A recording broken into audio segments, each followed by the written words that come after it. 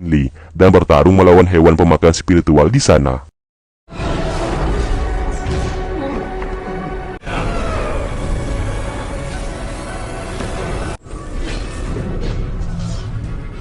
Melihat mereka yang sedang bertarung, akhirnya Qin Li berhasil menyegel hewan tersebut, dan semua orang yang berada di sana seketika menjadi sadar kembali. Namun sebagai gantinya, Qin Li harus menjadi tumbal dari segel tersebut dan tidak bisa keluar dari sana bersama dengan hewan pemakan spiritual.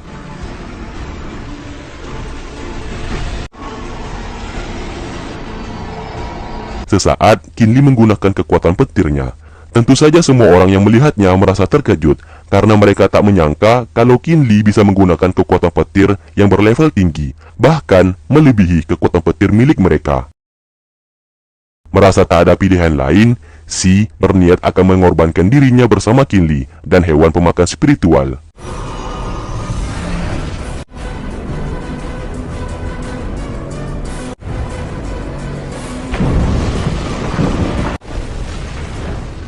Qin Li dan Goyu ternyata diselamatkan oleh seorang perempuan, dan perempuan tersebut bernama Folly, yang dimana ia merupakan penguasa wilayah terdingin di dunia. Singkat cerita, dari kejauhan terlihat Qin Li dan Goyu sedang menunggangi serigala milik Folly dan berniat kembali ke suku Ling. Namun di saat perjalanan, mereka tak sengaja bertemu dengan Yuxin. Sesaat, Yuxin mengatakan kalau Yuxi akan menikah dengan Soyang untuk menyelamatkan kota Ling dari tuduhan suku Du. Mendengarkan hal tersebut, dengan cepat Qin Li pergi menuju pavilion untuk menyelamatkan Yuxi dari pernikahan tersebut.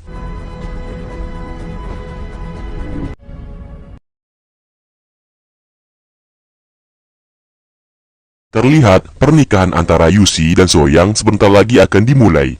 Pernikahan itu dilangsungkan bertujuan agar suku Ling dan suku Du bisa menjalin hubungan satu sama lain.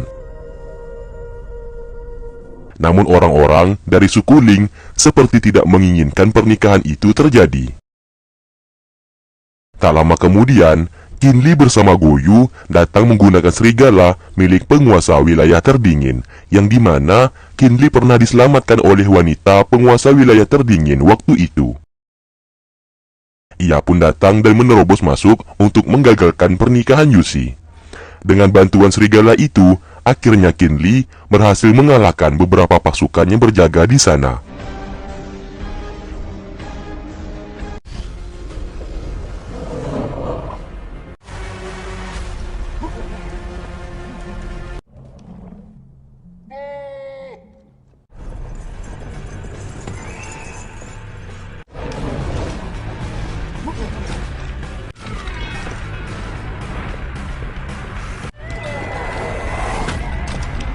Dengan kedatangannya di sana, membuat orang-orang sangat terkejut karena mereka mengetahui kalau Qin Li telah mati. Namun berbeda dengan ketua suku Ling yang sangat bahagia melihat Qin Li ternyata masih hidup.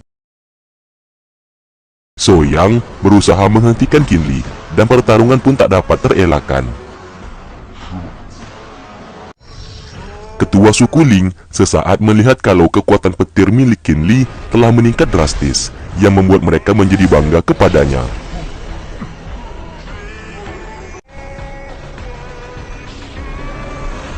Pertarungan antara mereka pun berakhir imbang. Dan setelah itu, Qin Li menunjukkan sebuah plakat yang berasal dari suku Xuantian, yang dimana apabila seseorang memegang plakat dari suku Xuantian, maka orang itu akan ditakuti.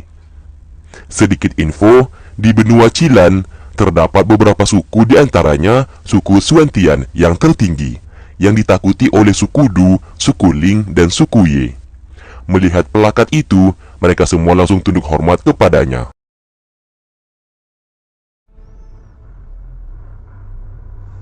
Singkatnya, Soyang dihajar oleh ayahnya sendiri, karena Soyang telah ketahuan membunuh Zhou yang merupakan anak dari ketua suku Ye, dan memfitnah Qin Li sebagai pelakunya. Karena Qin Li telah memegang plakat tersebut, ketua suku Du juga tak berani dengannya, dan Qin Li menjadi seenak-enaknya kepada mereka. Setelah itu, Qin Li berencana memutarbalikkan fakta dan mengatakan kepada semua orang di sana kalau ia yang telah membunuh Zhou, anak dari ketua suku Ye. Dan ia juga telah disuruh oleh ketua suku Du untuk melakukan hal tersebut, karena ketua dari suku Du ingin menghancurkan suku Ye. Tentu saja perkataan Qin Li membuat semua orang-orang dari suku Ye menjadi marah dan beranggapan kalau suku Du telah mengkhianati mereka. Lalu setelah itu, ia pun menemui Yusi dan hendak membawanya pulang ke suku Ling. Namun Yusi menolak ajakan tersebut karena ia melakukan semuanya ini demi menyelamatkan suku Ling, dan ia juga kecewa kepada Qin Li yang tak pernah sedikit pun mencintainya. Yusi mengatakan ia akan mau pulang bersama Qin Li, asalkan Qin Li mau menikahinya. Sontak perkataannya tersebut membuat Qin Li menjadi ragu dan terdiam.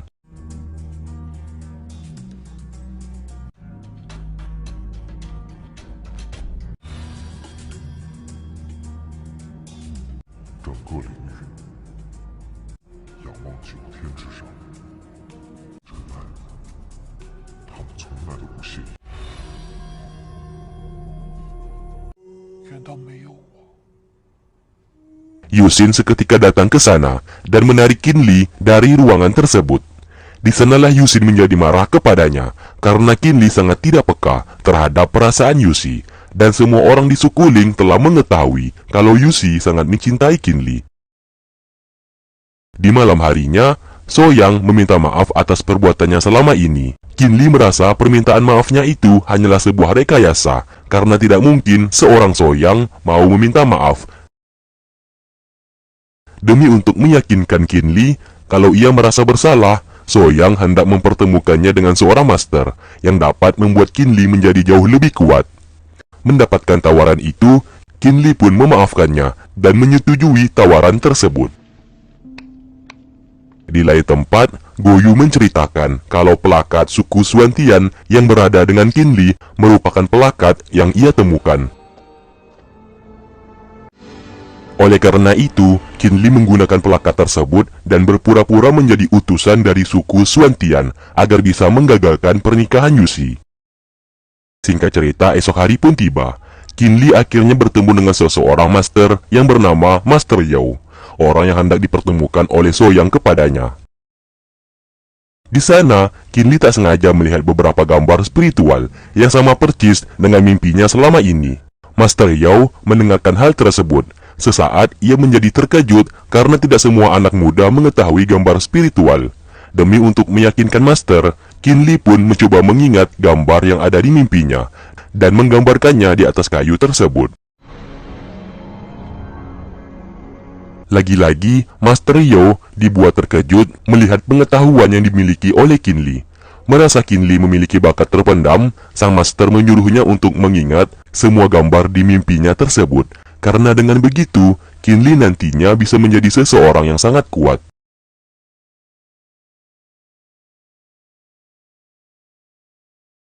Keesokan harinya, mereka semua dikejutkan dengan kematian seluruh orang-orang dari suku Ye.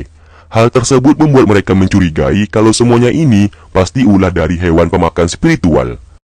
Karena Qin Li memegang pelakat suku Suantian, ketua suku Du memintanya untuk menemui Dewi Suci agar bisa meminta bantuan untuk memecahkan masalah saat ini.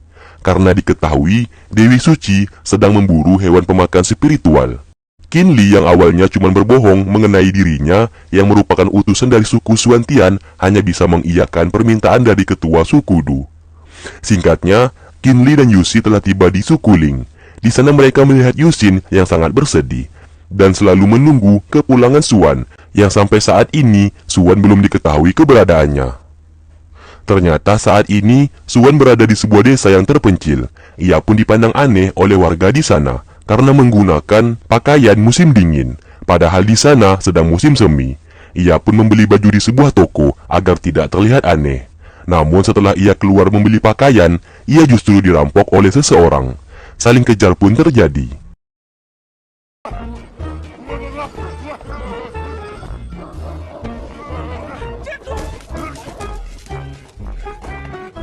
Di saat pencuri itu hampir saja ia dapatkan, sesaat ia bertemu dengan seseorang yang tak ia kenal.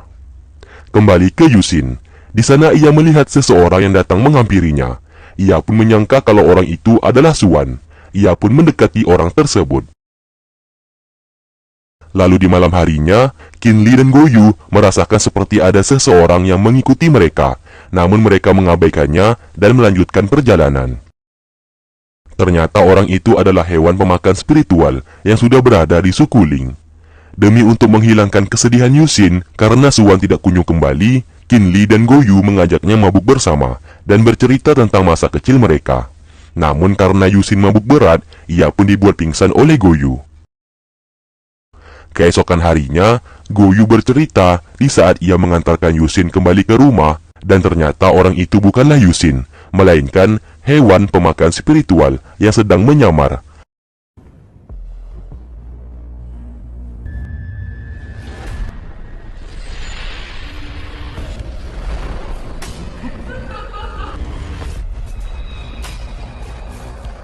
Mendengarkan hal tersebut, Qinli bergegas melihat Yusin dan membangunkannya dari tidur. Di sana Qinli menanyakan kemana saja Yusin semalaman. Yusin menjawab kalau ia waktu itu bertemu dengan seorang perempuan, dan setelah itu ia tak mengingat apa-apa lagi.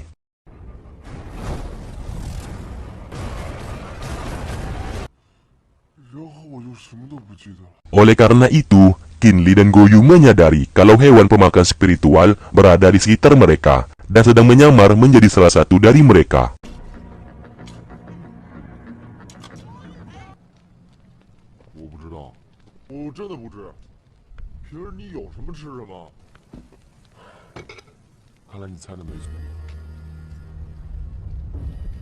Singkatnya, Qinli menemui Yusi untuk memastikan keadaannya saat ini. Namun siapa sangka, tiba-tiba Yusi bersikap aneh dan hendak menciumnya.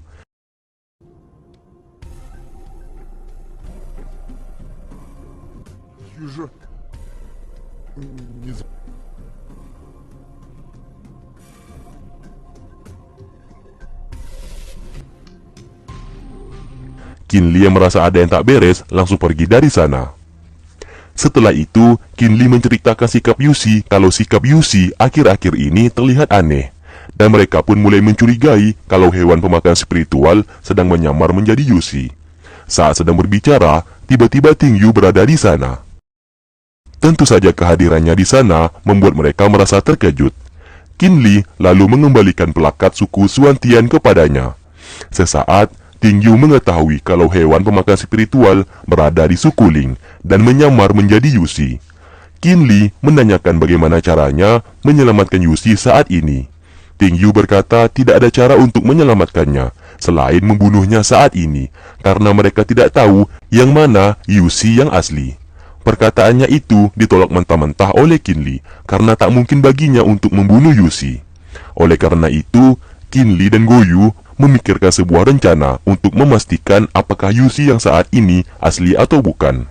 Sesaat, Qinli terfikirkan sebuah rencana. Ia pun langsung mendatangi kediaman Yusi dan langsung memeluknya dari belakang.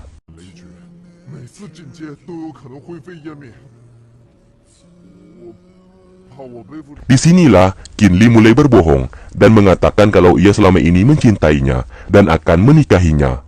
Sontak perkataan Qinli membuat Yusi merasa senang.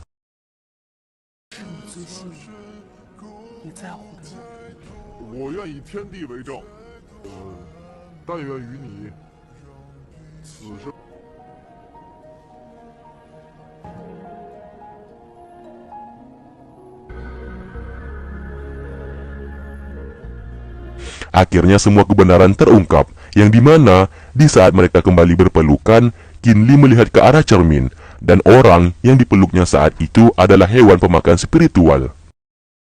Keesokan harinya, kejadian tadi malam ia ceritakan kepada Goyu. Namun mereka saat ini tidak mungkin bisa melawan hewan pemakan spiritual. Maka dari itu, Qinli meminta Goyu untuk menemui Foli yang merupakan penguasa wilayah terdingin agar bisa mendapatkan bantuan untuk membunuh hewan pemakan spiritual dan menyelamatkan Yusi. Setelah itu, Goyu akhirnya pergi.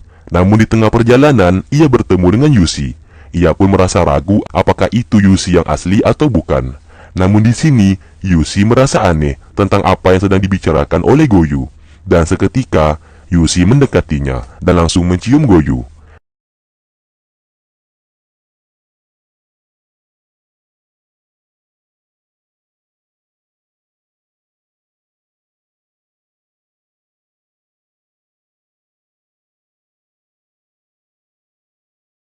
dan ternyata orang itu adalah pemakan hewan spiritual.